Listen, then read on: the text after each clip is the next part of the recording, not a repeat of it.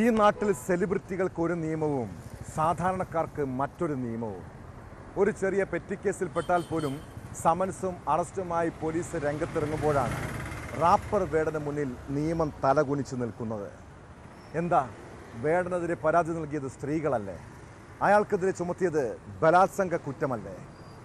ജാമ്യമില്ലാ വകുപ്പ് ചുമത്തി കേസെടുത്തിട്ടും ഹൈക്കോടതിയിൽ നിന്ന് മുൻകൂർ ജാമ്യം ലഭിക്കുന്നതുവരെയും വേടനെതിരെ ചെറുവിരൽ അനക്കാൻ പോലും പോലീസ് തയ്യാറായില്ല. കോടതിയിൽ നിന്ന് നിയമപരിരക്ഷ കിട്ടിയതോടെ വേടൻ പഴയതുപോലെ വീണ്ടും വേദിയിലെത്തി. ആരാധകരെ ഹരം കൊള്ളിച്ച് പാട്ടും പാടി. ഈ നാട്ടിൽ നടക്കുന്ന സകല അനീതികൾക്കെതിരെയും പോരാടുന്ന ന്യൂജൻ നവോത്ഥാന നായകനായ വേടൻ അയാൾ വേട്ടയാടിയ യുവതികൾക്ക് വേണ്ടി കൂടി പോരാടണം. എന്തേ, അവർക്കും ഈ നാട്ടിൽ നീതി വേണ്ടേ? വിശദമായി പരിശോധിക്കുകയാണ് പോലീസ് പട്രോൾ. സ്വാഗതം.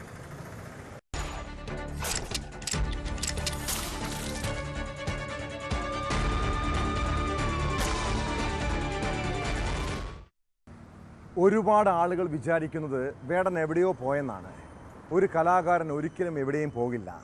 ഞാൻ എൻ്റെ ജീവിതം ഈ ജനങ്ങളുടെ മുന്നിൽ ജീവിച്ച് മരിക്കാൻ വേണ്ടി തന്നെയാണ് വന്നിരിക്കുന്നത്. കോന്നിയിലെ സംഗീത പരിപാടിക്കിടെ പതിവ് ഡയലോഗുമായി റാപ്പർ വേടൻ രംഗത്തെത്തി. ആരാധകർ അത് കേട്ട് ആർപ്പ് വിളിച്ചു. ആ ആവേശത്തിൽ പിറ്റേന്ന് രാവിലെ തന്നെ വേടൻ എറണാകുളം തൃക്കാക്കര പോലീസിന് മുൻപാകെ ഹാജരായി. ബലാത്സംഗ കേസിൽ കോടതി നിർദ്ദേശപ്രകാരമാണ് വേടൻ ചോദ്യം ചെയ്യലിനായി എത്തിയത്. വിവാഹ വാഗ്ദാനം നൽകി യുവ ഡോക്ടറെ പീഡിപ്പിച്ചെന്ന കേസിൽ വേടന് ഹൈക്കോടതി നേരത്തെ മുൻകൂർ ജാമ്യം അനുവദിച്ചിരുന്നു. അറസ്റ്റ് ചെയ്താലും ജാമ്യത്തിൽ വിട്ടയക്കാനാണ് പോലീസിനുള്ള നിർദ്ദേശം.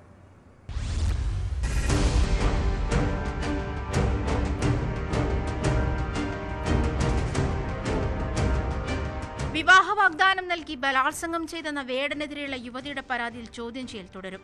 ബുധനാഴ്ചയും വേടൻ അന്വേഷണ ഉദ്യോഗസ്ഥർക്ക് മുൻപാകെ ഹാജരാകണം. തൃക്കാക്കര SHOയുടെ നേതൃത്വത്തിലാണ് ചോദ്യം ചെയ്യൽ. കേസിൽ വേടന് ഹൈക്കോടതി മുൻകൂർ ജാമ്യം അനുവദിച്ചിരുന്നു. വേടൻ അന്വേഷണ ഉദ്യോഗസ്ഥന് മുൻപാകെ ഹാജരാകണമെന്നും കോടതി നിർദ്ദേശിച്ചിരുന്നു. ചോദ്യം ചെയ്യൽ പൂർത്തിയായ ശേഷം പോലീസ് വേടന്റെ അറസ്റ്റ് രേഖപ്പെടുത്തും. അറസ്റ്റ് ചെയ്താലും ഉടൻ സ്റ്റേഷൻ ജാമ്യത്തിൽ വിടണമെന്നാണ് കോടതിയുടെ നിർദ്ദേശം. കോടതിയുടെ പരിഗണനയുള്ള വിഷയമായതിനാൽ ഇപ്പോൾ കൂടുതൽ പ്രതികരിക്കാനില്ലെന്നും പോലീസുമായി സഹകരിക്കുമെന്നും വേടൻ വ്യക്തമാക്കി. കോടതിയുടെ പരിഗണനയുള്ള കേസായത് കാരണം ഒന്നും പറയാൻ പാടില്ല എന്നുള്ള മേളിൽ നിന്നുള്ള ഓർഡറുകളുണ്ട്. അപ്പൊ അതുകൊണ്ട് എനിക്കൊന്നും പറയാൻ പറ്റില്ല. ഈ കേസുകൾ പൂർണ്ണമായിട്ട് തീരട്ടെ, എന്നിട്ട് എനിക്ക് എന്റെ ഭാഗം എന്തായാലും പറയാണ്ടാവല്ലോ. അത് ഞാൻ എന്തായാലും പറയും. പത്തനംതിട്ട കോന്നിയിൽ തിങ്കളാഴ്ച നടന്ന കരയാട്ടം പരിപാടിയിലും വേടൻ പ്രതികരിച്ചിരുന്നു. ഒരുപാട് ആളുകൾ വിചാരിക്കുന്നത് വേടൻ എവിടെയോ പോയെന്നാണ്. എന്നാൽ ഒരു കലാകാരൻ ഒരിക്കലും എവിടെയും പോകുന്നില്ല. ജനങ്ങൾക്ക് മുൻപിൽ ജീവിച്ചു മരിക്കാൻ തന്നെയാണ് വന്നിരിക്കുന്നതെന്നും വേടൻ പറഞ്ഞു. ഒരുപാട് ആൾക്കാർ വിചാരിക്കുന്നത് വേടൻ എവിടെയോ പോയെന്നാണ്. ഒരു കലാകാരൻ ഒരിക്കലും എവിടെയും പോകുന്നില്ല. ഞാൻ എൻ്റെ ഈ ഒറ്റ ജീവിതം ഈ ജനങ്ങളുടെ മുന്നിൽ ജീവിച്ച് മരിക്കാൻ വേണ്ടി തന്നെയാണ് വന്നിരിക്കുന്നത്.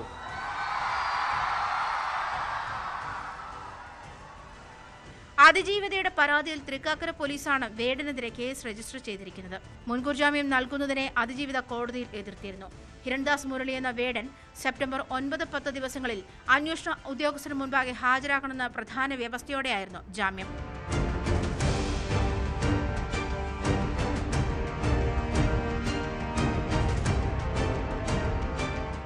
സൗഹൃദത്തിലാവുകയും പിന്നീട് വിവാഹ വാഗ്ദാനം നൽകി 2 വർഷത്തിനിടയിൽ 5 തവണ പീഡിപ്പിക്കുകയും ചെയ്തെന്നാണ് യുവ ഡോക്ടർ വേടനെതിരെ നൽകിയ പരാതി. 2021 ഓഗസ്റ്റ് മുതൽ 2023 മാർച്ച് വരെ കൊച്ചി, കോഴിക്കോട് തുടങ്ങിയ സ്ഥലങ്ങളിൽ വെച്ചാണ് പീഡിപ്പിച്ചെന്ന് പരാതിയിൽ പറയുന്നത്. പാട്ട് പുറത്തിറക്കാൻ എന്ന പേരിൽ 31,000 രൂപ തട്ടിയെടുക്കുകയും ചെയ്തെന്നും പരാതിയുണ്ട്.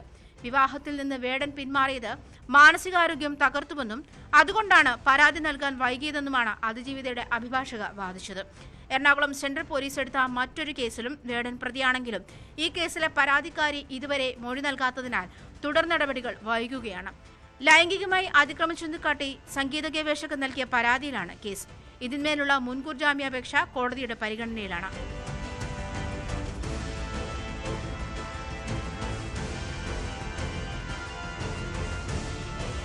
ന്യൂസ് 18 കൊച്ചി.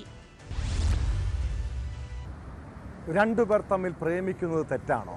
ഒരാളെ സ്നേഹിച്ചതാണോ ഞാൻ ചെയ്ത കുറ്റം? എന്തിനാണ് ഈ പോലീസുകാർ ഇങ്ങനെ ചെയ്യുന്നത്? സംവിധായകൻ സനൽകുമാർ ശശിധരന് എന്തോ കാര്യമായി സംഭവിച്ചിട്ടുണ്ടോ? സ്ത്രീത്വത്തെ അപമാനിച്ചുവെന്ന കേസിൽ അറസ്റ്റിലായ സനൽകുമാർ മാധ്യമങ്ങളോട് പറയുന്ന കാര്യങ്ങൾ എന്തൊക്കെയോ പൊരുത്തക്കേടുള്ളതുപോലെ. പിന്തുടർന്ന് ശല്യം ചെയ്തുവെന്ന നടിയുടെ പരാതിയിലാണ് സംവിധായകനെ എളമക്കര പോലീസ് അറസ്റ്റ് ചെയ്തത്. വിദേശത്തു നിന്നെത്തിയ സംവിധായകനെ മുംബൈ വിമാനത്താവളത്തിൽ തടഞ്ഞു വെച്ച ശേഷം എളമക്കര പോലീസിന് കൈമാറുകയായിരുന്നു. എറണാകുളം മജിസ്ട്രേറ്റ് കോടതി സനലിന് പിന്നീട് ജാമ്യം അനുവദിച്ചു.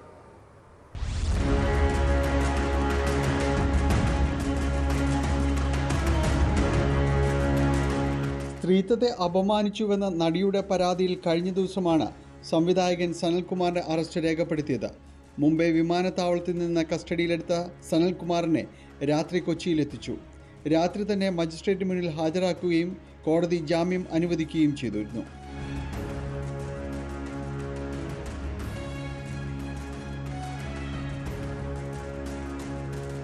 പരാതിക്കാരിയായ നടിയെ നിയന്ത്രിക്കുന്നത് മാഫിയയാണെന്ന് സനൽകുമാർ ആരോപിച്ചു. നടിയുടെ പേരിൽ തനിക്കെതിരെ വ്യാജ പരാതി നൽകിയത് മാനേജറാണ്.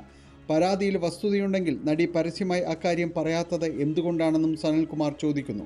തുടക്കം മുതൽ ഞാൻ പറഞ്ഞുകൊണ്ടിരിക്കുന്നത് അവരൊരു ക്ലച്ചസിൻ്റെ പിടിയിലാണ്. അപ്പോൾ അവർക്ക് അവരുടെ പേര് മുന്നിൽ വെച്ചുകൊണ്ട് ഇതുപോലെ എനിക്കെതിരെ മാത്രമല്ല ആരാണോ അവരുമായിട്ട് മാനസികമായിട്ട് അടുപ്പം സ്ഥാപിക്കാൻ ശ്രമിക്കുന്ന ഒരു പ്രൈവറ്റ് ആയിട്ടുള്ള ഒരു ഏരിയയിലേക്ക് ആരാണോ അവരുമായിട്ട് അടുപ്പം ശ്രമിക്കുന്നത് അവർക്കെതിരെ എല്ലാം കേസ് കൊടുക്കുന്നത്. ആ കേസിലൊന്നും തന്നെ വിചാരണ നടക്കുന്നില്ല, ആ കേസിലൊന്നും തന്നെ തെളിവ് എടുക്കപ്പെടുന്നില്ല. അപ്പോൾ അവരെയൊക്കെ ഭീഷണിപ്പെട്ട് അകറ്റാൻ വേണ്ടി മാത്രം സെയിം രീതിയിലാണ് എനിക്ക് സംഭവിച്ചത്. നടിയെ നിയന്ത്രിക്കുന്ന മാഫിയക്കൊപ്പമാണ് പോലീസ്. നടപടിക്രമം പാലിക്കാതെയാണ് കസ്റ്റഡിയും അറസ്റ്റുമെന്നും അദ്ദേഹം ആരോപിച്ചു. കെട്ടിച്ചമച്ച കേസെന്ന് കോടതിക്ക് ബോധ്യമായതുകൊണ്ടാണ് ജാമ്യം അനുവദിച്ചത്. യാതൊരു ഉപാധികളുമില്ലാതെയാണ് ജാമ്യമെന്നും സനൽകുമാർ ശശിധരൻ വ്യക്തമാക്കുന്നു. ഈ പറയുന്ന പോലെ എനിക്കൊരു ട്രാൻസിറ്റ് വാറന്റ് ഇല്ല, ലുക്കൗട്ട് നോട്ടീസ് സത്യം പറഞ്ഞില്ല. ലുക്കൗട്ട് നോട്ടീസ് വേണമെങ്കിൽ അതിനൊരു പ്രൊസീജിയർ ഉണ്ട്.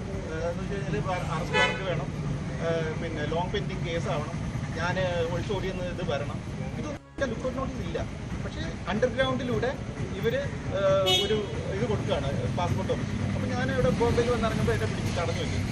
ഏതാണ്ട് 1 മണിക്കൂറോളം എന്നോട് പറയുന്നില്ല എന്തിനാണ് തടഞ്ഞു വെച്ചതെന്ന് പറയുന്നത്.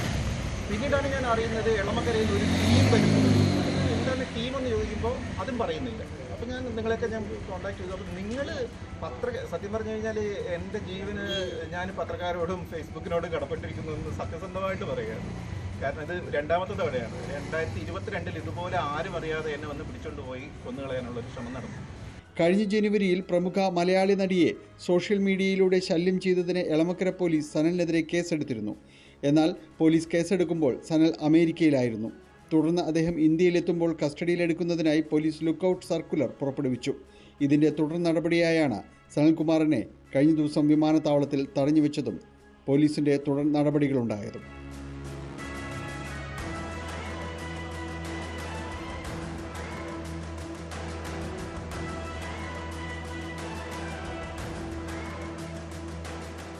ന്യൂസ് 18 കൊച്ചി. മാല ഞാൻ എടുത്തിട്ടില്ല എന്ന് പോലീസിനോട് കാലു പിടിച്ച് പറഞ്ഞതാണ്. എന്നിട്ടും അവരെ കള്ളിയാക്കി സ്റ്റേഷനിൽ വെച്ച് മാനസികമായി പീഡിപ്പിച്ചു. തിരുവനന്തപുരം പേരൂർക്കട സ്റ്റേഷനിൽ അന്ന് സംഭവിച്ച കാര്യങ്ങൾ ബിന്ദു ഒരിക്കലും ഓർക്കാൻ ആഗ്രഹിക്കുന്നില്ല. പക്ഷെ തന്നെ മാനസികമായി വേട്ടയാടുകയും കള്ളിയാക്കാൻ നോക്കുകയും ചെയ്ത പോലീസുകാരെ ആ യുവതി അങ്ങനെ മറക്കില്ല. പോലീസ് ക്രൂരതയുടെ ഭീകരത നേരിട്ടറിഞ്ഞതാണ് ബിന്ദു. ദളിത് യുവതിക്കെതിരെ പേരൂർക്കട പോലീസ് ചുമത്തിയ മാലമോഷണ കുറ്റം നുണക്കഥയെന്നാണ് ക്രൈംബ്രാഞ്ച് റിപ്പോർട്ട്. നേരത്തെ സസ്പെൻഡ് ചെയ്ത 2 പോലീസുകാർക്ക് പുറമെ അന്നത്തെ SHO ശിവകുമാറിനെതിരെ നടപടി വേണമെന്നും ക്രൈംബ്രാഞ്ച് റിപ്പോർട്ട് ശുപാർശ ചെയ്യുന്നു.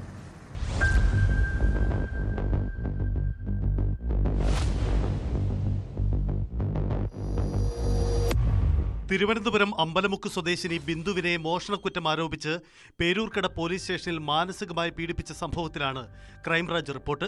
അമ്പലമുക്ക് സ്വദേശിയായ ഓമന ഡാനിയലിന്റെ വീട്ടിലാണ് ബിന്ദു ജോലിക്ക് നിന്നിരുന്നത്. വീട്ടിൽ നിന്നും മാല മോഷണം പോയെന്നും അത് വീടിന് പിന്നിലെ മാലിന്യക്കൂനയിൽ നിന്നും കണ്ടെത്തിയെന്നും മോഷ്ടിച്ച മാല ബിന്ദു മാലിന്യക്കൂനയിൽ ഉപേക്ഷിച്ചതാണെന്നുമായിരുന്നു പോലീസിന്റെ കണ്ടെത്തൽ.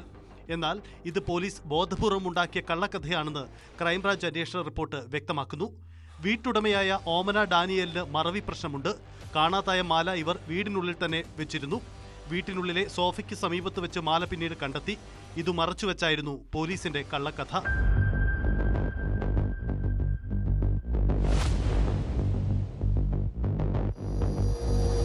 മോഷണക്കുറ്റം ആരോപിച്ചായിരുന്നു ബിന്ദുവിനെ പേരൂർക്കട പോലീസ് കസ്റ്റഡിയിലെടുത്ത് പീഡിപ്പിച്ചത്. വെള്ളവും ഭക്ഷണവും നൽകാതെ രാത്രി മുഴുവൻ പോലീസ് സ്റ്റേഷനിലിരുത്തി മാനസികമായി പീഡിപ്പിച്ചെന്നായിരുന്നു പരാതി. വീട്ടിൽ നിന്നും മാല കിട്ടിയതോടെ അടുത്ത ദിവസം ഉച്ചയോടെ ബിന്ദുവിനെ പോലീസ് സ്റ്റേഷനിൽ നിന്നും വിട്ടയച്ചു. ബിന്ദുവിനെ അന്യായമായി കസ്റ്റഡിയിലെടുത്തത് ന്യായീകരിക്കാനാണ് പോലീസ് നുണക്കഥ മെനഞ്ഞതെന്ന് ക്രൈംബ്രാഞ്ച് ഡിവൈഎസ്പി വിദ്യാധരന്റെ അന്വേഷണ റിപ്പോർട്ടിൽ പറയുന്നു. നേരത്തെ ഈ സംഭവത്തിൽ വീഴ്ച വരുത്തിയെന്ന് കണ്ടെത്തിയ CPOമാരായ പ്രസാദ്, പ്രസന്നൻ എന്നിവരെ സസ്പെൻഡ് ചെയ്തിരുന്നു.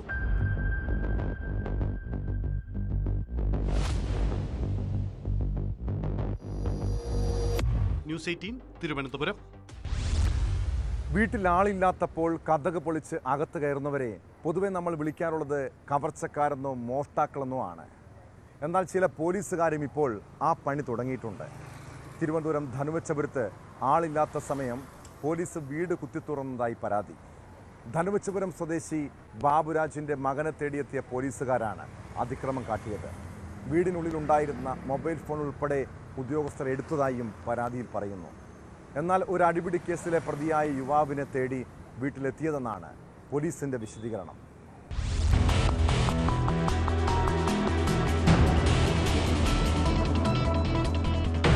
റിട്ടയർഡ് ബാങ്ക് ഉദ്യോഗസ്ഥൻ ബാബുരാജിന്റെ വീട്ടിൽ പോലീസ് അതിക്രമം നടത്തിയെന്നാണ് പരാതി.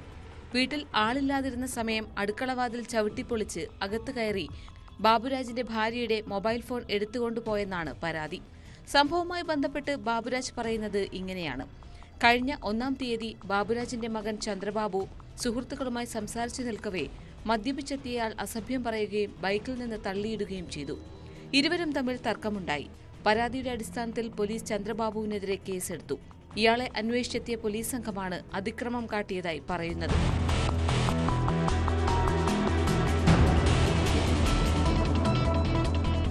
ഞാൻ ഒരു ബാങ്കിൽ ജോലി ഉണ്ടായിരുന്ന ആളാണ്. ഞാൻ കുടുംബമായിട്ട് താമസിക്കുന്നതാണ്. എൻ്റെ മകൻ കഴിഞ്ഞ 1-ാം തീയതി ഒരു ജോലിക്ക് പോയിട്ട് വൈകിട്ട് വരുമ്പോൾ കുരിശടിയിലൂടെ വെച്ച് ഒരാൾ മോനെ അടിക്കാൻ ചീത്തടിക്കുകയൊക്കെ ചെയ്ത് അവൻ പിടിച്ചിടുകയോ എന്തോ ചെയ്തു. അതിന് പോലീസ് കേസൊന്നുമായി നോക്കൊന്നും അറിയില്ല. നമ്മൾ വീട്ടിലുണ്ടായിരുന്നതാണ്. പക്ഷേ അവരിപ്പം വീട്ടിൽ വന്ന് വേണ്ട വെള്ളം കാണിച്ച് എല്ലാം പഠിച്ച് തുറന്നെടുത്ത് പോയിരിക്കുകയാണ്. ചവിട്ടി തുറന്ന് എൻ്റെ ഭാര്യയുടെ ഫോണും എടുത്ത് കൊണ്ടുപോയിരിക്കുകയാണ്. ഇതിങ്ങനെ ഒരു ഫെഡറൽ കുറ്റം ചെയ്ത് നമ്മളറിയുന്നില്ല. പക്ഷേ അവർ നിയമപരമായിട്ട് കേസെടുക്കുകയെല്ലാം ചെയ്യാതെ ഇങ്ങനെയൊക്കെയാണ് ചെയ്യുന്നത്. കൊലക്കേസ് പ്രതികളെ ചെയ്യുമ്പോൾ ചെയ്തിരിക്കുക. പോലീസിനെതിരെ റൂറൽ SP-ക്കും പോലീസ് കംപ്ലയിന്റ് അതോറിറ്റിക്കും ബാബുരാജ് പരാതി നൽകി. എന്നാൽ ധനുവച്ചപുരത്ത് നടന്ന അടിപിടി കേസിലെ 1-ാം പ്രതിയാണ് ചന്ദ്രബാബു എന്നും കേസിലെ ഒരു പ്രതി നിലവിൽ റിമാൻഡിലാണെന്നും ഇയാൾ വീട്ടിലുണ്ടെന്ന് ലഭിച്ച വിവരത്തിന്റെ അടിസ്ഥാനത്തിൽ അന്വേഷണം മാത്രമാണ് നടത്തിയതെന്നുമാണ് പോലീസ് പറയുന്നത്.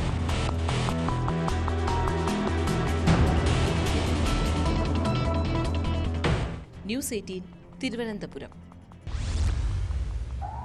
പേര് മുഹമ്മദ് റിയാസ്. കൂട്ടുകാരെല്ലാം മണവാളൻ റിയാസ് എന്ന് വിളിക്കും. ഒരു മണവാളനെ പോലെയാണ് എല്ലാവരെയും സമീപിക്കുന്നത്. ഏത് യുവതികളെ പരിചയപ്പെട്ടാലും വിവാഹ വാഗ്ദാനം നൽകും. പിന്നെ ലൈംഗികമായി പീഡിപ്പിക്കുകയും അവരുടെ പണവും സ്വർണവും അപഹരിക്കുകയും ചെയ്യും. തട്ടിയെടുത്ത പണം ഉപയോഗിച്ച് കേരളത്തിനകത്തും പുറത്തും ആഡംബര ജീവിതം. മലപ്പുറം പോത്തുകൽ സ്വദേശിനിയായ യുവതിയെ വിവാഹ വാഗ്ദാനം നോക്കി പീഡിപ്പിച്ച് സ്വർണവും പണവും തട്ടിയെടുത്ത കേസിൽ മണവാളൻ റിയാസിനെ പോലീസ് അറസ്റ്റ് ചെയ്തു. ഭാര്യയ്ക്കൊപ്പം വയനാട്ടിൽ ഒളിവിൽ താമസിക്കുമ്പോഴായിരുന്നു പോലീസിൻ്റെ നടപടി. മലപ്പുറത്തിന് പുറമെ പാലക്കാട്, കോഴിക്കോട്, വയനാട് ജില്ലകളിലും റിയാസിനെതിരെ സമാനമായ കേസുകൾ നിലവിലുണ്ട്.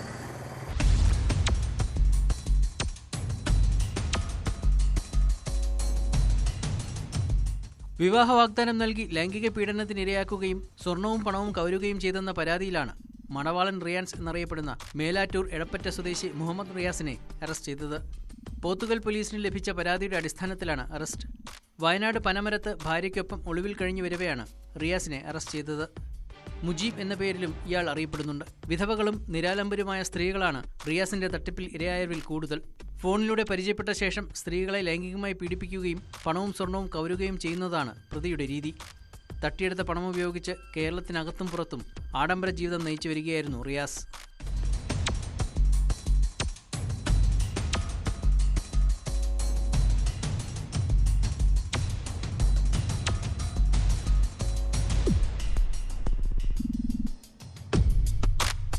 മലപ്പുറത്തിന് പുറമെ പാലക്കാട്, കോഴിക്കോട്, വയനാട് ജില്ലകളിലും റിയാസിനെതിരെ സമാനമായ കേസുകൾ നിലവിലുണ്ട്.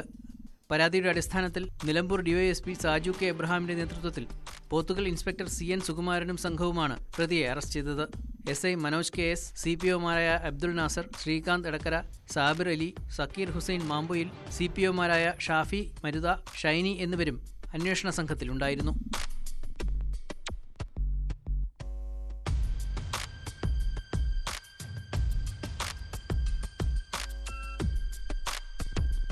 ന്യൂസ് 18 തിരൂർ. സിന്തറ്റിക് ഡ്രഗുകൾ ഉപയോഗിച്ചാലുള്ള അപകടത്തെക്കുറിച്ചും ആരോഗ്യ പ്രശ്നങ്ങളെക്കുറിച്ചും ഏറ്റവും നന്നായി അറിയാവുന്നവരാണ് ഡോക്ടർമാരും ആരോഗ്യരംഗത്ത് പ്രവർത്തിക്കുന്നവരും.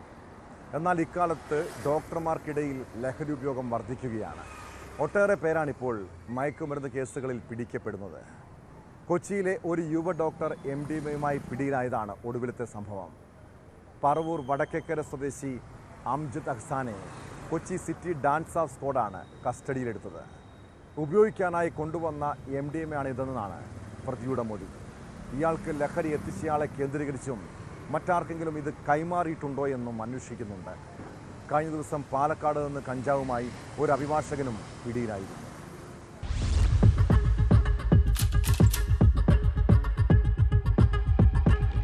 ഉക്രൈനിൽ MBBS പഠനം പൂർത്തിയാക്കിയ അംജദ് നഗരത്തിലെ ഒരു സ്വകാര്യ ആശുപത്രിയിൽ ജോലി ചെയ്തിരുന്നു. എറണാകുളം ജനറൽ ആശുപത്രിയിലാണ് അംജദ് അഹ്സാൻ ഹൗസ് സർജൻസി പൂർത്തിയാക്കിയത്. അംജദ് ലഹരിമരുന്ന് നിരന്തരം ഉപയോഗിക്കുന്നെന്ന വിവരത്തെ തുടർന്ന് കഴിഞ്ഞ 1 മാസമായി പോലീസ് നിരീക്ഷണത്തിലായിരുന്നു. മയക്കുമരുന്ന് കൈമാറാൻ ശ്രമിക്കുന്നതിനിടെ പുല്ലേപ്പടിയിൽ വെച്ചാണ് ഇയാളെ പിടികൂടിയത്. അംജദിന്റെ കയ്യിൽ നിന്ന് 1 ഗ്രാമിൽ താഴെ മാത്രമുള്ള MDMA ആണ് കണ്ടെത്തിയത്. അതിനാൽ NDPS ആക്ട് പ്രകാരം സ്റ്റേഷൻ ജാമ്യം ലഭിക്കും. എന്നാൽ പ്രതി ഒരു മെഡിക്കൽ പ്രൊഫഷണൽ ആയതിനാൽ കേസിന്റെ ഗൗരവം കണക്കിലെടുത്ത് കോടതിയിൽ ഹാജരാക്കുമെന്നും എറണാകുളം നോർത്ത് പോലീസ് പറഞ്ഞു. ചില ഡോക്ടർമാരുടെയും ആശുപത്രി ജീവനക്കാരുടെ ഇടയിൽ മയക്കുമരുന്ന് ഉപയോഗിക്കുന്നതായി വിവരമുണ്ട്. എന്നാൽ തിരക്കേറിയ ആരോഗ്യ കേന്ദ്രങ്ങളിൽ ഇത്തരം മയക്കുമരുന്ന് ശൃംഖലകൾ പ്രവർത്തിക്കുന്നത് കണ്ടെത്തുന്നത് പോലീസിന് വലിയ വെല്ലുവിളിയായി മാറുകയാണ്. സിറ്റി പോലീസ് കമ്മീഷണർ പുട്ടവിമലാദിത്യയ്ക്ക് ലഭിച്ച രഹസ്യവിവരത്തിന്റെ അടിസ്ഥാനത്തിലായിരുന്നു പരിശോധന. നാർക്കോട്ടിക് ACP KA അബ്ദുൽ സലാമിന്റെ നേതൃത്വത്തിലുള്ള പ്രത്യേക സംഘമാണ് ഇയാളെ അറസ്റ്റ് ചെയ്തത്.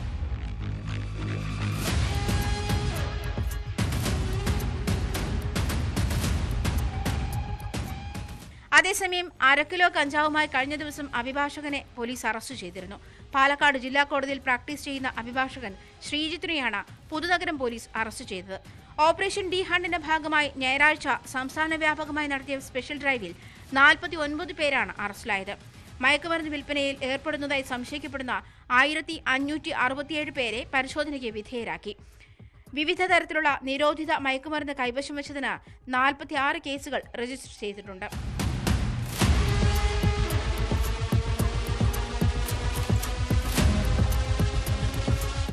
ന്യൂസ് 18 കൊച്ചി. ധർമ്മസ്ഥലയിലെ സൗജന്യ എന്ന പെൺകുട്ടിയുടെ ദുരൂഹ മരണം സംഭവിക്കുന്നത് 2012-ലാണ്. 13 വർഷത്തോളം മകൾക്ക് നീതി ലഭിക്കാനായി ആ കുടുംബം പോരാട്ടം നടത്തി. പല രാഷ്ട്രീയ നേതാക്കളെയും പോലീസിനെയും നേരിൽ കണ്ട് പരാതി ബോധിപ്പിച്ചെങ്കിലും ആരും കേട്ട ഭാവം പോലും നടിച്ചില്ല. ധർമ്മസ്ഥലയിലെ കൂട്ടക്കൊലപാതക വെളിപ്പെടുത്തലും അന്വേഷണവും വിവാദമായതോടെ സൗജന്യയ്ക്ക് നീതി ഉറപ്പാക്കുമെന്ന് പറഞ്ഞ് ഇപ്പോൾ രാഷ്ട്രീയ നേതാക്കൾ എത്തുന്ന കാഴ്ച. സൗജന്യ ആക്ഷൻ കമ്മിറ്റിക്ക് പിന്തുണയുമായി BJP സംസ്ഥാന ഘടകം എത്തിയതോടെ വൻ രാഷ്ട്രീയ വഴിത്തിരിവാണ് ഉണ്ടായിരിക്കുന്നത്. സൗജന്യ കേസിൽ പുനരന്വേഷണത്തിനായി നിയമസഹായം ഉൾപ്പെടെ നൽകുമെന്ന് BJP സംസ്ഥാന അധ്യക്ഷൻ BY വിജയേന്ദ്ര കുടുംബത്തിന് ഉറപ്പ് നൽകി. അതിനിടെ ആക്ഷൻ കമ്മിറ്റി പ്രവർത്തകനും യൂട്യൂബറുമായ മനാഫിനെ SIT ചോദ്യം ചെയ്ത് വിട്ടയച്ചു.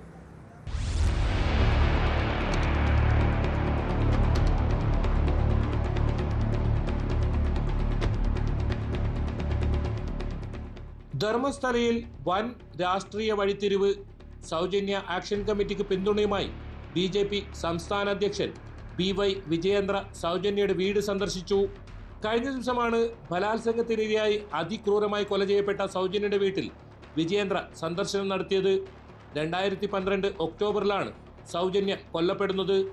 സൗജന്യ കൊല്ലപ്പെട്ടിട്ട് 13 വർഷങ്ങൾക്ക് ശേഷം ആക്ഷൻ കമ്മിറ്റിക്ക് പിന്തുണയുമായി BJP സംസ്ഥാന നേതൃത്വം എത്തുന്നു എന്നതും ഏറെ രാഷ്ട്രീയ ചർച്ചയ്ക്കാണ് വഴിവെച്ചിരിക്കുന്നത്. കേസിൽ സന്തോഷ് റാബു എന്നയാളെ ബെൽത്തങ്ങാടി പോലീസ് അറസ്റ്റ് ചെയ്തിരുന്നുവെങ്കിലും 2023 നിരപരാധിയെന്ന് കണ്ട് ഇയാളെ സുപ്രീം കോടതി കുറ്റവിമുക്തനാക്കിയിരുന്നു. ഇതോടെയാണ് സൗജന്യയ്ക്ക് നീതി ലഭിക്കണമെന്നാവശ്യപ്പെട്ട് ജസ്റ്റിസ് ഫോർ സൗജന്യ ആക്ഷൻ കമ്മിറ്റി രംഗത്ത് വരുന്നത്.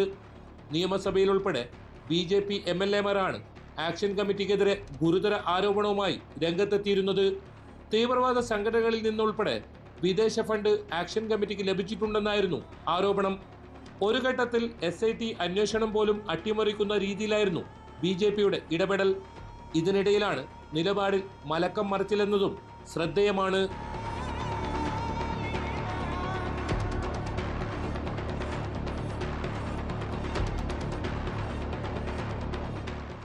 SIT അന്വേഷണം അന്തിമഘട്ടത്തിൽ എത്തി നിൽക്കവെയാണ് ബംഗളകുട്ടയിൽ കൂടുതൽ മൃതദേഹാവശിഷ്ടങ്ങൾ കണ്ടെത്തിയത്.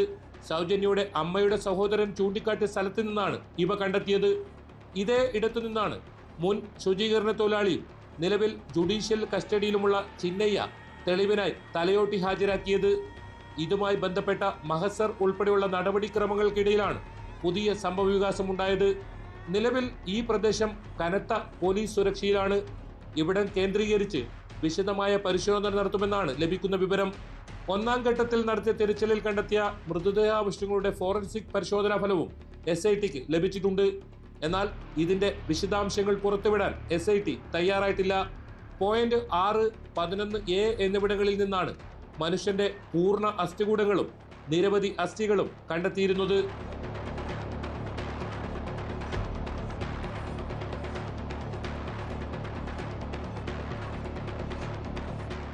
ഇതിനിടെ ആക്ഷൻ കമ്മിറ്റി പ്രവർത്തകനും യൂട്യൂബറുമായ മനാഫിനെ SIT ചോദ്യം ചെയ്തു. മണിക്കൂറുകളോളമാണ് ചോദ്യം ചെയ്യൽ നീണ്ടുനിന്നത്. SIT അന്വേഷണത്തിൽ പൂർണ്ണ തൃപ്തനാണെന്നും കേസുമായി ബന്ധപ്പെട്ട വിവരങ്ങളാണ് തന്നോട് തേടിയതെന്നും മനാഫ് പ്രതികരിച്ചു. പല രീതിയിലുള്ള ചോദ്യം ചെയ്യലുണ്ടായിരുന്നു, ഒറ്റപ്പെടുത്തിയിട്ടുള്ള ചോദ്യം ചെയ്യലുണ്ടായിരുന്നു, കൂട്ടായിട്ട് ജസ്റ്റിസ് ഫോർ സൗജന്യൻ്റെ എല്ലാവരെയും ഇരുത്തിയിട്ടും ചോദ്യം ചെയ്ത്. ഇത് കൂടുതൽ കാര്യങ്ങൾ പുറത്തേക്ക് വരും, കുറച്ച് സമയമെടുക്കും ഈ കാര്യങ്ങൾക്കൊക്കെ. പിന്നെ അതുപോലെ തന്നെ പല സമ്മർദ്ദങ്ങളും പുറത്തുനിന്നുള്ള സമ്മർദ്ദങ്ങളും കാണുന്നുണ്ട് അവിടെ. നിങ്ങളെ പ്രതിയാക്കാൻ വേണ്ടി അങ്ങനത്തെ കുറെ കാര്യങ്ങളുണ്ട്. പക്ഷെ എന്താ പറഞ്ഞു കഴിഞ്ഞാൽ സത്യസന്ധമായ കാര്യങ്ങളെ എന്താവുള്ളൂ SITന്റെ ഭാഗത്തുനിന്ന് അത് എടുക്കുകയുള്ളൂ, സ്വീകരിക്കുകയുള്ളൂ. ആക്ഷൻ കമ്മിറ്റി ഭാരവാഹികളുടെ ചോദ്യം ചെയ്യൽ പൂർത്തിയാകുന്നതോടെ പ്രത്യേക അന്വേഷണ സംഘത്തിന്റെ അടുത്ത നീക്കം ഇനി എന്ത് എന്നതാണ് ഏവരും ഉറ്റുനോക്കുന്നത്.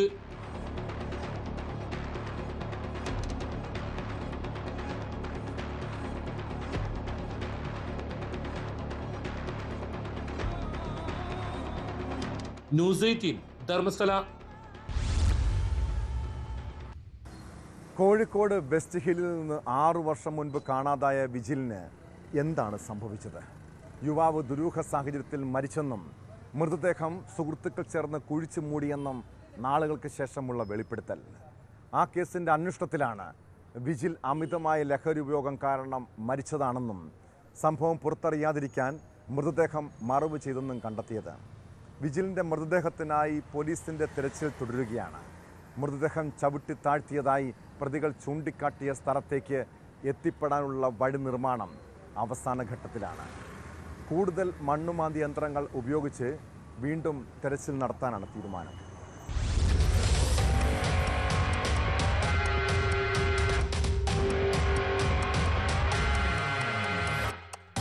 പ്രതികളുടെ കുറ്റസമ്മത മൊഴിയുടെ അടിസ്ഥാനത്തിൽ കഴിഞ്ഞ മാസം 3 ദിവസം തെരച്ചിൽ നടത്തിയെങ്കിലും മൃതദേഹം ചവിട്ടിത്താഴ്ത്തിയായി പറയപ്പെടുന്ന ഇടത്തേക്ക് പോലീസിനെത്താൻ കഴിഞ്ഞിരുന്നില്ല. മഴ കനത്തോടെ തെരച്ചിൽ അവസാനിപ്പിക്കുകയും ചെയ്തു. കാലാവസ്ഥ അനുകൂലമായതോടെയാണ് വീണ്ടും പരിശോധന ആരംഭിച്ചത്.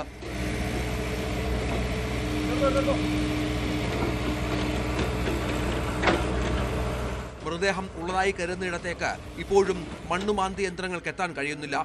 താൽക്കാലികമായി നിർമ്മിച്ച വഴിയിൽ മണ്ണുമാന്തി യന്ത്രം താഴ്ന്നു പോകുന്നതും തിരിച്ചടിയാണ്. കൂടുതൽ മണ്ണുമാന്തി യന്ത്രങ്ങൾ സ്ഥലത്തെത്തിച്ച് ചതുപ്പ് നിലം കുഴിച്ച് ചെളി കരലിട്ട ശേഷം സൂക്ഷ്മമായി പരിശോധന നടത്താനാണ് പോലീസിന്റെ നീക്കം. കോടതിയിൽ നിന്നും കസ്റ്റഡിയിൽ വാങ്ങിയ പ്രതികളുമായാണ് തെരച്ചിൽ പുനരാരംഭിച്ചത്.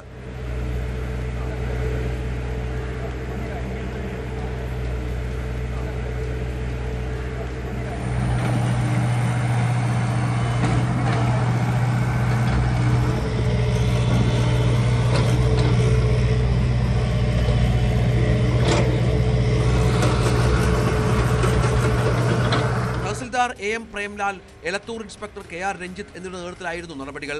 മൃതദേഹം കണ്ടെത്താൻ കഴിവുള്ള പോലീസ് നായ്ക്കളെയും സ്ഥലത്തെത്തിച്ചിരുന്നു. വെസ്റ്റ് ഹിൽ സ്വദേശി വിജിലിനെ 2019 മാർച്ചിലാണ് കാണാതായത്. ലഹരി ഉപയോഗത്തിനിടെ വിജിൽ മരിച്ചുവെന്നും പിന്നീട് സരോവരത്ത് ചതുപ്പിൽ മൃതദേഹം കെട്ടിത്താഴ്ത്തിയെന്നുമാണ് പ്രതികളുടെ മൊഴി. യുവാവിനെ കാണാതായ സംഭവത്തിൽ രജിസ്റ്റർ ചെയ്ത കേസ് പുനരന്വേഷിക്കുന്നതിനിടെയാണ് എരഞ്ഞിപ്പാലം സ്വദേശി നിഖിൽ, വേങ്ങേരി സ്വദേശി ദീപേഷ് എന്നിവരെ ചോദ്യം ചെയ്തത്. ഇതോടെ ഇരുവരെയും പോലീസ് അറസ്റ്റ് ചെയ്തിരുന്നു.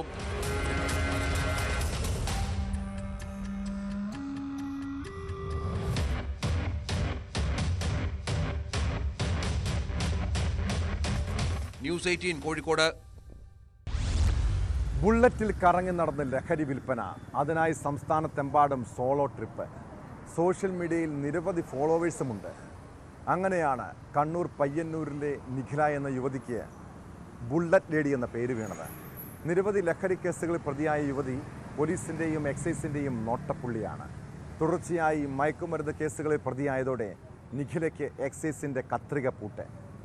യുവതിയെ NDPS ആക്ട് പ്രകാരം കരുതൽ തടങ്കലിൽ വെച്ചിരിക്കുകയാണ്. ജാമ്യം നൽകാതെ 6 മാസം വരെയും തടങ്കലിൽ വെക്കാമെന്നതാണ് ഈ നിയമത്തിൻ്റെ പ്രത്യേകത.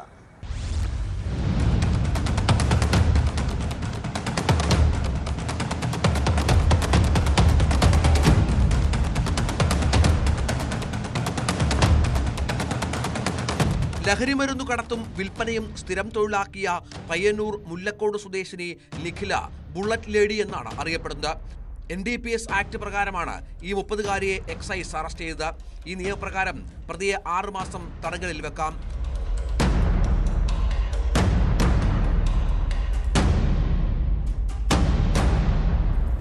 കേരള പോലീസ് തീവ്രവാദ വിരുദ്ധ സ്ക്വാഡിന്റെയും ബംഗളൂരു പോലീസിന്റെയും സഹായത്തോടെയാണ് Taliparamba excise circle inspector S സതീഷും സംഘവും പ്രതിയെ ബംഗളൂരിൽ നിന്നും പിടികൂടിയത്. ഇവർ മയക്കുമരുന്ന് കേസുകളിൽ തുടർച്ചയായി ഉൾപ്പെട്ടതിനെ തുടർന്നാണ് നടപടി.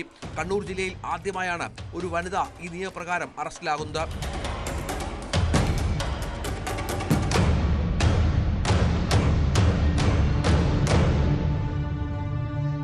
കഴിഞ്ഞ ഫെബ്രുവരിയിൽ ലഹരി വസ്തുവായ മെത്താഫിറ്റമിനുമായി നിഖില അറസ്റ്റിലായിരുന്നു. വിൽപ്പന നടത്താൻ ബംഗളൂരുവെത്തിച്ച 4 ഗ്രാം മെത്താഫിറ്റമിനാണ് പിടികൂടിയത്. രഹസ്യവിവരത്തെ തുടർന്ന് നടത്തിയ പരിശോധനയ്ക്കിടയിലാണ് മയക്കുമരുന്ന് കണ്ടെത്തിയത്. ബുള്ളറ്റിൽ പല സംസ്ഥാനങ്ങളിലൂടെയും സഞ്ചരിച്ചോടെയാണ് നിഖില ബുള്ളറ്റ് ലേഡി എന്നറിയപ്പെട്ടു തുടങ്ങിയത്. ഇത്തരം യാത്രകളിലൂടെ ലഭിച്ച സൗഹൃദങ്ങൾ വഴിയാണ് ലഹരി മരുന്ന് വിൽപ്പനയിലേക്ക് ഇവർ തിരിഞ്ഞത്. 2023 2 കിലോ കഞ്ചാവുമായി യുവതിയെ അറസ്റ്റ് ചെയ്തിരുന്നുവെന്ന് എക്സൈസ് സംഘം പറഞ്ഞു. പാക്കറ്റുകളായി സൂക്ഷിച്ച കഞ്ചാവാണ് അന്ന് പിടിച്ചെടുത്തത്.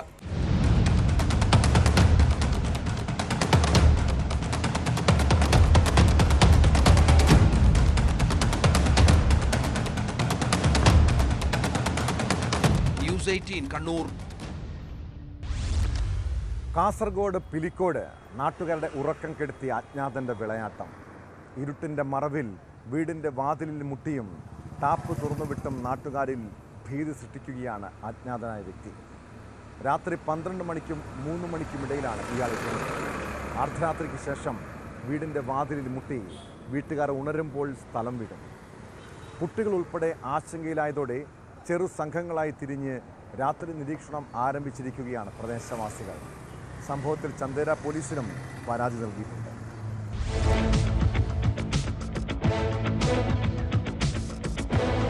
പിലിക്കോട് പഞ്ചായത്തിലെ എക്കച്ചി, വറക്കോട്ടുവയൽ, പടുവളം, കരക്കേരു, കാലിക്കടവ് എന്നിവിടങ്ങളിലാണ് അജ്ഞാതന്റെ വിളയാട്ടം. 1 മാസമായി ഭീതിയോടെയാണ് നാട്ടുകാർ കഴിഞ്ഞുകൂടുന്നത്. രാത്രി 12 മണിക്കും 3 മണിക്കും ഇടയിലാണ് ഉപദ്രവം. ഇത് ഒരാളാണോ ഒന്നിൽ കൂടുതൽ പേരടങ്ങുന്ന സംഘമാണോ എന്ന കാര്യത്തിൽ വ്യക്തതയില്ല. അർദ്ധരാത്രിക്ക് ശേഷം വീടിന്റെ വാതിൽ മുട്ടി ആൾക്കാർ ഉണരുമ്പോൾ സ്ഥലം വിടുകയാണ് പതിവ്. ചില വീടുകളിലെ ടാപ്പ് തുറന്നു വിടുകയും ചെയ്തിരുന്നു. ഈ അടുത്തൊരു വീട്ടിലെ CCTVയിൽ കൃത്യമായി ഒരു അജ്ഞാതൻ്റെ ചിത്രം അവൻ നടന്നു വരുന്നൊരു ഫോട്ടോ CCTVയിൽ പതിയാനിടയായിട്ടുണ്ട്. ഒരു സംശയാസ്പദമായ രീതിയിൽ റോഡിലൂടെ സഞ്ചരിച്ച് പിന്നെ ഏടി എത്താത്ത തരത്തിൽ മടങ്ങിപ്പോകുന്ന തരത്തിൽ ഒരു സംഭവം. പിന്നെ മുട്ടുന്ന തരത്തിൽ ശബ്ദവും പല ജനങ്ങളും കേട്ടിട്ടുണ്ട്. പിന്നെ സെക്കൻഡ് ഷോ എല്ലാം കഴിഞ്ഞ് ചെറുപ്പക്കാർ ഒരു 12 മണി 1 മണിക്ക് വരുന്ന സമയത്ത് ഓടിപ്പോകുന്ന സംവിധാനം 1-2 പേര്. ഈ സംഭവങ്ങളിലും നടക്കുന്ന പറഞ്ഞാൽ 12 മണിക്കും 3 മണിക്കും ഇടയിലാണ്. എന്നിട്ട് അത് ചിലപ്പോൾ ഒരു സൈക്കോളജി പറഞ്ഞ് നമ്മളെ ഉറക്കം നല്ല ഗാഠനിദ്രയിലുണ്ടാകുന്ന സമയം തന്നെ ഒരു 2 മണി 3 മണിക്കിടക്ക് ആയിരിക്കുമല്ലേ, 1 മണിക്കും 3 മണിക്കും എടുക്കുക. 2 ആഴ്ച മുമ്പ് വരെ വറക്കോട്ടുവയലിലും എക്കച്ചിയിലുമാണ് ശല്യമുണ്ടായിരുന്നതെങ്കിൽ ഓണ ദിവസങ്ങളിൽ ഇത് പടുവളം ഭാഗത്തായിരുന്നു. പ്രദേശത്തെ CCTV ക്യാമറകളിൽ മോഷ്ടാവിൻ്റെതെന്ന് കരുതുന്ന ഒരു യുവാവിന്റെ ദൃശ്യം പതിഞ്ഞിട്ടുണ്ട്. തിങ്കളാഴ്ച അർദ്ധരാത്രി കാലിക്കടവ് കരക്കക്കാവ് ക്ഷേത്ര പരിസരത്ത് ഒരാളെ സംശയാസ്പദമായ സാഹചര്യത്തിൽ ചിലർ കണ്ടിരുന്നു. കൂടുതൽ പേർ സംഘടിച്ച് എത്തിയപ്പോഴേക്കും ഇയാൾ കാട്ടിലേക്ക് ഓടിമറഞ്ഞു. ചെറു സംഘങ്ങളായി തിരിഞ്ഞ് രാത്രി നിരീക്ഷണം ആരംഭിച്ചിരിക്കുകയാണ് പ്രദേശവാസികൾ. ചന്ദേര പോലീസ് സ്റ്റേഷനിലും പരാതി നൽകിയിട്ടുണ്ട്.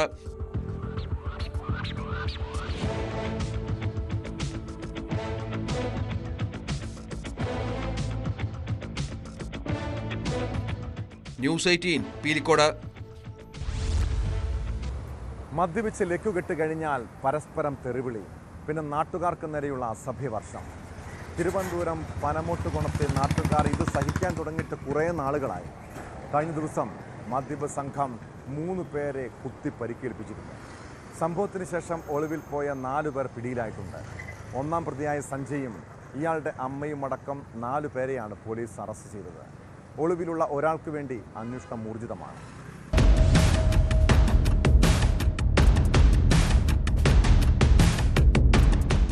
പൗടിക്കോണം സ്വദേശിയായ 1-ാം പ്രതി സഞ്ജയ്, കുത്താൻ കത്തിയെടുത്ത് നൽകിയ ഇയാളുടെ അമ്മ രഞ്ജിത, 2-ാം പ്രതി അഭിജിത്ത്, 4-ാം പ്രതി അമൽ എന്നിവരെയാണ് ശ്രീകാര്യം പോലീസ് അറസ്റ്റ് ചെയ്തത്. 3-ാം പ്രതിയായ മണിക്കുട്ടൻ ഒളിവിലാണ്. വധശ്രമത്തിലാണ് ഇവർക്കെതിരെ കേസെടുത്തിട്ടുള്ളത്. പനങ്ങോട്ടുകോണം സ്വദേശികളായ രാജേഷ്, സഹോദരൻ രതീഷ്, ബന്ധുവായ രഞ്ജിത്ത് എന്നിവർക്കാണ് കഴിഞ്ഞ ദിവസം രാത്രി കുത്തേറ്റത്.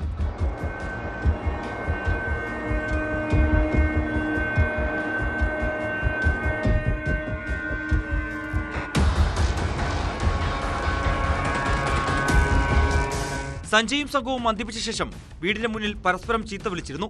ആ സമയം അവിടെ എത്തിയ അയൽവാസി രാജേഷും കുടുംബവും ഇത് ചോദ്യം ചെയ്തു. വാക്കുതർക്കത്തിനൊടുവിൽ സഞ്ജയ് വീട്ടിൽ കയറി കത്തിയെടുത്ത് സുഹൃത്തുക്കളുമായി ചേർന്ന് 3 പേരെയും കുത്തുകയായിരുന്നു. 3 പേരും തിരുവനന്തപുരം മെഡിക്കൽ കോളേജ് ആശുപത്രിയിൽ ചികിത്സയിലാണ്. വയറ്റിൽ കുത്തേറ്റ രതീഷിനെ ശസ്ത്രക്രിയയ്ക്ക് വിധേയരാക്കി. സ്ത്രീകളുടെയും കുട്ടികളുടെയും മുന്നിൽ വെച്ചായിരുന്നു ആക്രമണം. കഴക്കൂട്ടം ACP അനിൽകുമാർ നേതൃത്വത്തിലുള്ള സംഘമാണ് പ്രതികളെ പിടികൂടിയത്.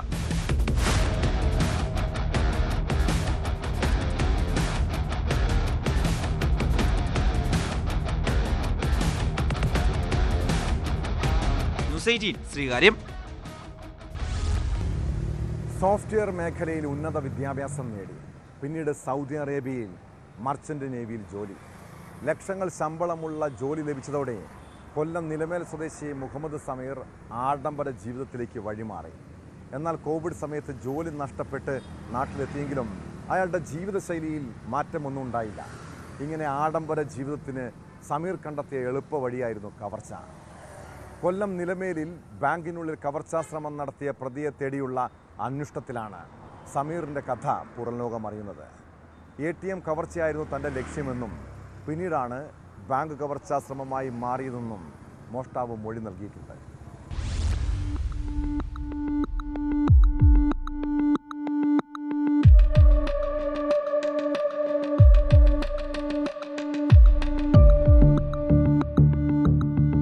നിലമേൽ പ്രവർത്തിക്കുന്ന IDFC ഫസ്റ്റ് ഭാരത് ബാങ്ക് ശാഖയിലാണ് ശനിയാഴ്ച പുലർച്ചെ പ്രതി കവർച്ചാശ്രമം നടത്തിയത്. ബാങ്കിന്റെ ലോക്കർ തുറക്കാൻ കഴിയാതായതോടെ CCTV ക്യാമറകളുടെ 2 DVRകൾ കവർന്ന് മോഷ്ടാവ് മടങ്ങി.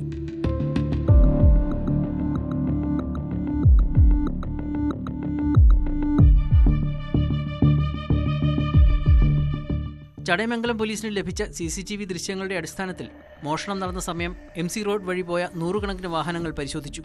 പക്ഷേ മോഷ്ടാവിനെ കണ്ടെത്താൻ കഴിഞ്ഞില്ല. തുടർന്ന് സമീപ പ്രദേശങ്ങളിലെ ഇടറോഡുകളിലെ CCTV പരിശോധിച്ചപ്പോഴാണ് മോഷ്ടാവ് നടന്നു പോകുന്ന ദൃശ്യം ലഭിച്ചത്. കൂടുതൽ അന്വേഷണം നടത്തിയപ്പോൾ മോഷ്ടാവായ മുഹമ്മദ് സമീർ നിലമേൽ ടൗണിൽ തന്നെയുള്ള ലോഡ്ജിൽ മുറിയെടുത്ത് താമസിച്ചു വരികയായിരുന്നുവെന്ന് കണ്ടെത്തി.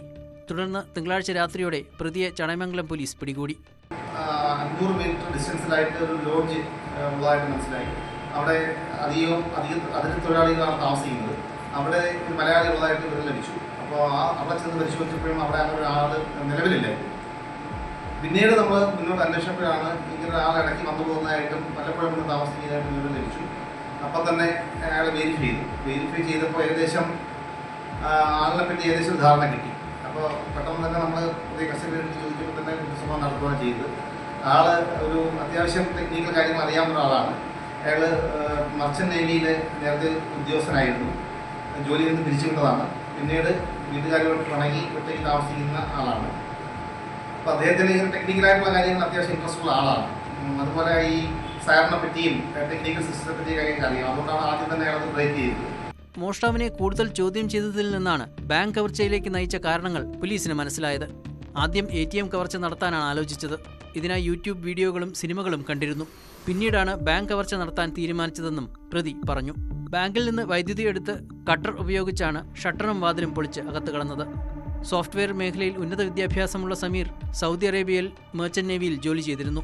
ജോലി നഷ്ടപ്പെട്ടതിനെ തുടർന്ന് തിരികെ നാട്ടിലെത്തുകയും കുടുംബവുമായി പിണങ്ങി ലോഡ്ജിൽ താമസിച്ചു വരികയുമായിരുന്നു.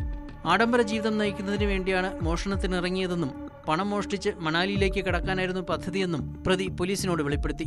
മോഷണശ്രമം നടത്തിയ ബാങ്കിൽ പ്രതിയെ എത്തിച്ച് തെളിവെടുപ്പ് നടത്തി.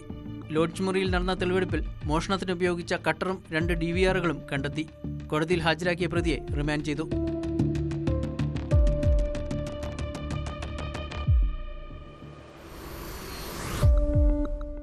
ന്യൂസ് 18 കൊട്ടാരക്കര. കൊള്ളപ്പലിശക്കാരെ പൂട്ടാൻ പോലീസ് നടപ്പാക്കിയ പുതിയ പദ്ധതിയാണ് ഓപ്പറേഷൻ ഷൈലോക്ക്. അമിതമായ പലിശ ഈടാക്കി നാട്ടുകാരെ കൊള്ളയടിക്കുന്ന സംഘങ്ങളെ നിലയ്ക്ക് നിർത്തുകയാണ് ലക്ഷ്യം. ഓപ്പറേഷൻ ഷൈലോക്കിൻ്റെ ഭാഗമായി പോലീസ് നടത്തിയ പരിശോധനയിൽ ഇടുക്കിയിൽ ഒരാൾ പിടിയിലായി. സോഡ സുധി എന്നറിയപ്പെടുന്ന നെടുങ്കണ്ടം സ്വദേശി സുധീന്ദ്രനാണ് അറസ്റ്റിലായത്. ഇയാളുടെ പക്കൽ നിന്നും രേഖകളില്ലാതെ കൈവശം വെച്ചിരുന്ന 9,86,000 രൂപയും പിടികൂടി.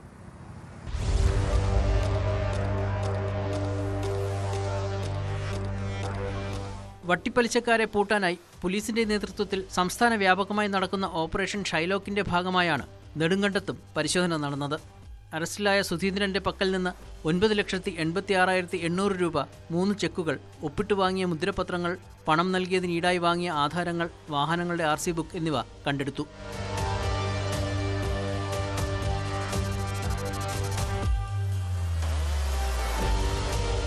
വലിയ പലിശ നിരക്കിലാണ് ഇയാൾ പണം കടം നൽകിയിരുന്നത്. ഈടായി ചെക്കുകളും ആധാരങ്ങളും ഉൾപ്പെടെയുള്ളവ വാങ്ങിവെച്ചിരുന്നു. കൃത്യസമയത്ത് പണം തിരികെ നൽകാത്തവരെ ഭീഷണിപ്പെടുത്തിയിരുന്നതായും പറയപ്പെടുന്നു. മേഖലയിൽ തുടർന്നും വട്ടിപ്പലിശക്കാർക്കായുള്ള പരിശോധനകൾ നടത്തുമെന്ന് പോലീസ് അറിയിച്ചു.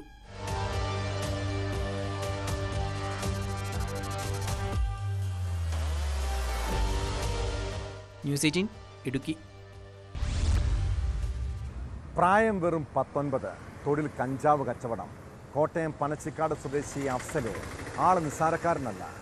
കോയമ്പത്തൂരിൽ നിന്ന് KSRTC ബസ്സിൽ കഞ്ചാവ് കടത്തുമ്പോൾ യുവാവ് എക്സൈസിൻ്റെ പിടിയിലായി. വാളയാർ ചെക്ക് പോസ്റ്റിൽ നടന്ന പരിശോധനയിലാണ് 4 കിലോയിലധികം കഞ്ചാവ് ഇയാളിൽ നിന്നും പിടിച്ചെടുത്തത്. കോട്ടയത്ത് വിദ്യാർത്ഥികൾക്കും യുവാക്കൾക്കുമിടയിൽ വിൽപ്പന നടത്താനാണ് കഞ്ചാവ് എത്തിച്ചതെന്ന് പ്രതി പോലീസിനോട് പറഞ്ഞു.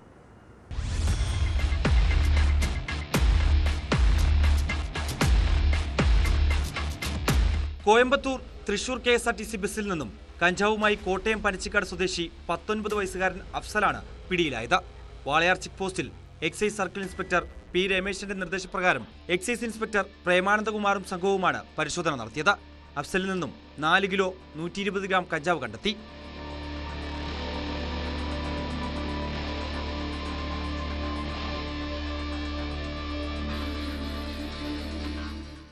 കോയമ്പത്തൂരിൽ നിന്നും 34,000 രൂപയ്ക്ക് വാങ്ങിയ കഞ്ചാവ് കോട്ടയത്ത് എത്തിക്കാനാണ് ലക്ഷ്യമിട്ടത്. അറസ്റ്റ് രേഖപ്പെടുത്തിയ ശേഷം പ്രതിയെ കൂടുതൽ ചോദ്യം ചെയ്യലിനായി പാലക്കാട് റേഞ്ച് ഓഫീസിലെത്തിച്ചു. എക്സൈസ് ഉദ്യോഗസ്ഥരായ മനോഹരൻ, ശിവകുമാർ, സജീഷ്, അരുൺ, സുബിൻ, അശ്വത് രഞ്ജിനി എന്നിവരും റെയ്ഡിൽ പങ്കെടുത്തു.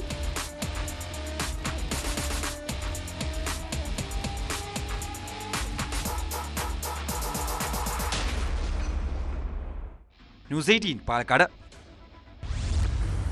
ഷവർമ കഴിക്കുന്നത് മൂലം ഭക്ഷ്യവിഷബാധ ഉണ്ടാകുന്ന സംഭവങ്ങൾ നിരവധിയാണ്. കാസർഗോഡ് പൂച്ചക്കാട് ഷവർമ കഴിച്ച് 14 കുട്ടികളെ ഭക്ഷ്യവിഷബാധയെ തുടർന്ന് ആശുപത്രിയിൽ പ്രവേശിപ്പിച്ചു. നബിദിന ആഘോഷത്തിൻ്റെ ഭാഗമായി ഹോട്ടലിൽ നിന്നും വാങ്ങിയ ഷവർമ കഴിച്ചാണ് ഭക്ഷ്യവിഷബാധ ഉണ്ടായതെന്ന് സംശയിക്കുന്നു. സംഭവത്തിൽ ആരോഗ്യവകുപ്പും ബേക്കൽ പോലീസും വിശദമായ അന്വേഷണം ആരംഭിച്ചിട്ടുണ്ട്.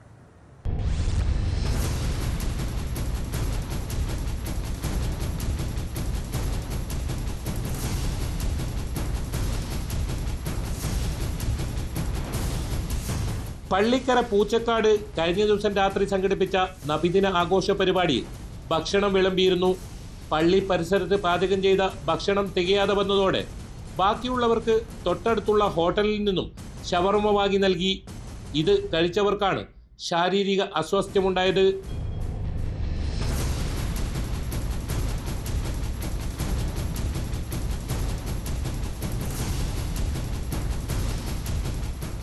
പഴകിയ ഷവർമയാണ് നൽകിയതെന്ന് പരാതിയുണ്ട്.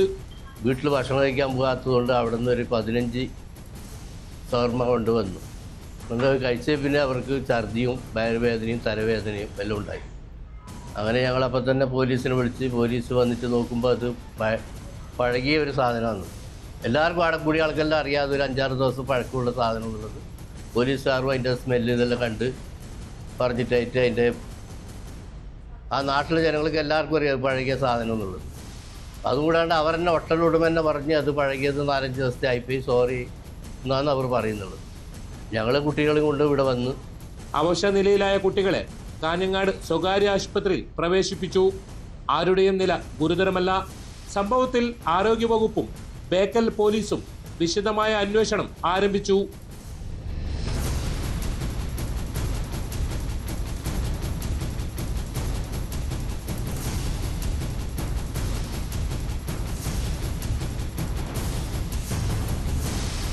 ന്യൂസ് 18 കാസർഗോഡ്. സിനിമയിൽ പലപ്പോഴും തിരക്കഥ മോഷണ വിവാദം കേൾക്കാറുണ്ട്. ചില കഥകൾ കോപ്പിയടിച്ചതാണെന്നും തിരക്കഥ മോഷ്ടിച്ചതാണെന്നും പരാതികളും ഉയരാറുള്ളതാണ്. സമാനമായൊരു പരാതിയാണ് പാലക്കാട്ടെ കോൺഗ്രസ് നേതാവിനെതിരെ ഇപ്പോൾ പുറത്തു വരുന്നത്. കോൺഗ്രസ് നേതാവ് സുരേന്ദ്രൻ തരൂർ സിനിമയുടെ തിരക്കഥ മോഷ്ടിച്ച് പണം നൽകാതെ വഞ്ചിച്ചതായി പരാതി. കാജ ഹുസൈൻ എന്ന സംവിധായകനാണ് പരാതിയുമായി രംഗത്തെത്തിയിരിക്കുന്നത്. താനും ഭാര്യയും ചേർന്നെഴുതിയ തിരക്കഥയിൽ സിനിമാ ചിത്രീകരണം പുരോഗമിക്കുന്നതിനിടെ നിർമ്മാതാവായ സുരേന്ദ്രൻ തരൂർ തങ്ങളെ സിനിമയിൽ നിന്ന് ഒഴിവാക്കി മറ്റൊരാളെ വെച്ച് ചിത്രീകരണം നടത്തിയെന്നാണ് ആക്ഷേപം. അതേസമയം സംവിധായകന് മുഴുവൻ പണവും നൽകിയതാണെന്ന് സുരേന്ദ്രൻ പ്രതികരിച്ചു.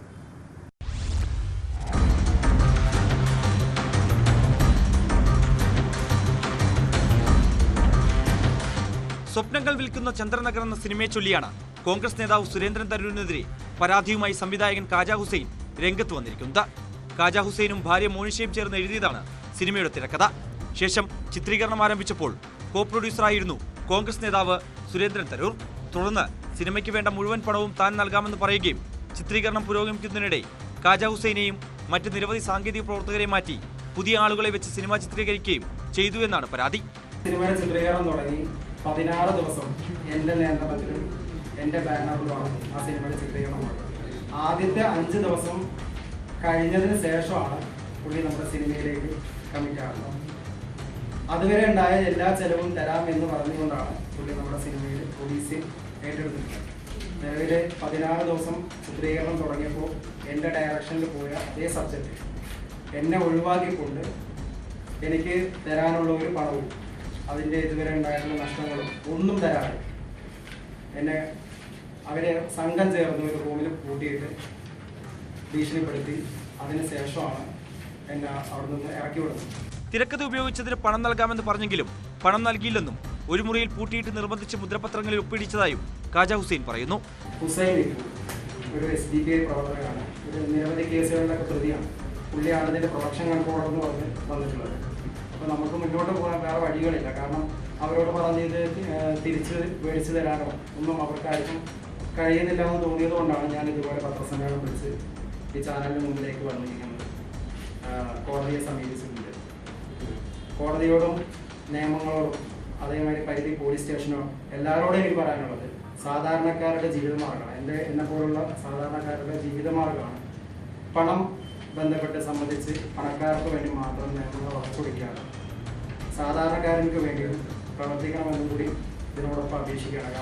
സുരേന്ദ്രൻ തരൂരിന് പുറമെ SDPI പ്രവർത്തകനായ ഹുസൈൻ ഇക്കു ഉൾപ്പെടെ നിരവധി പേർ തന്റെ തിരക്കഥ മോഷ്ടിച്ചതിന് പിന്നിലുണ്ടെന്നും KPCC പ്രസിഡന്റിന് ഉൾപ്പെടെ നൽകിയ പരാതിയിൽ പറയുന്നു. അതേസമയം സംവിധായകനും ടെക്നീഷ്യന്മാർക്കും എല്ലാ തുകയും നൽകിയതാണെന്നും ആരോപണങ്ങൾ അടിസ്ഥാനരഹിതമാണെന്നും സുരേന്ദ്രൻ തരൂർ പറഞ്ഞു.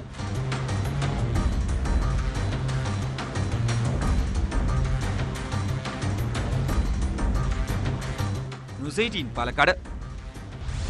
കുറ്റകൃത്യങ്ങളുടെ മറ്റു ചില വാർത്തകൾ ചുരുക്കത്തിൽ. കോഴിക്കോട് വെള്ളയിൽ തോണിച്ചാൽ സ്വദേശി അഷീമിന്റെ മൃതദേഹം കബർ തുറന്ന് പോസ്റ്റ്മോർട്ടം നടത്താൻ തീരുമാനം. മരണത്തിൽ സംശയമുണ്ടെന്ന കുടുംബത്തിന്റെ പരാതിയിലാണ് നടപടി. ഫാഷൻ ഗോൾഡ് തട്ടിപ്പ് കേസിൽ എൻഫോഴ്സ്മെന്റ് ഡയറക്ടറേറ്റ് തിരിച്ചടി.